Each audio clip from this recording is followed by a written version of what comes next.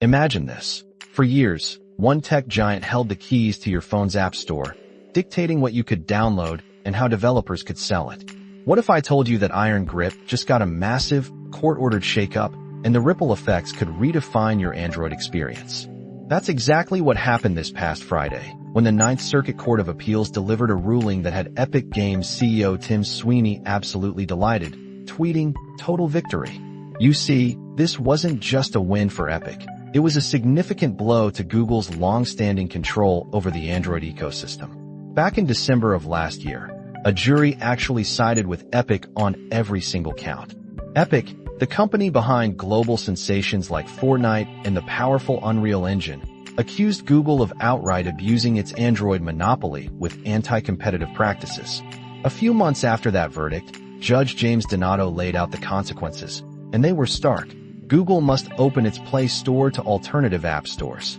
Not only that, but apps also need to be available in these alternative stores by default, unless developers specifically opt out. Think about that for a moment. It's like a regulated monopoly suddenly being forced to welcome fierce competition right onto their home turf. Now, Google, as you might expect, did not take this sitting down. They appealed the ruling in late 2024, which effectively put those big changes on hold. But a spokesperson for Epic recently confirmed to The Verge that this appeals court decision means that suspension is now over. What does that mean for you? Well, the Play Store, as we know it, could undergo some truly massive transformations very, very soon. Google, predictably, is not happy. They've stated this decision will significantly violate user security and undermine innovation on the Android platform, even claiming it reduces decision-making options for users. Frankly, those sound like the concerns of a company losing its dominant position. And make no mistake, Google plans to appeal again.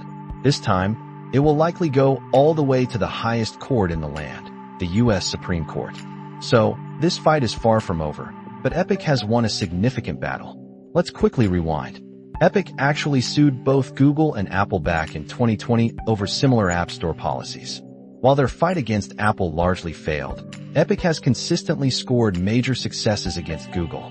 The U.S. courts specifically criticized Google's billion-dollar agreements with device manufacturers like Samsung. Google essentially paid these manufacturers a cut of Play Store revenue, but in return, the manufacturers had to agree to give Google's Play Store preferential treatment on their devices.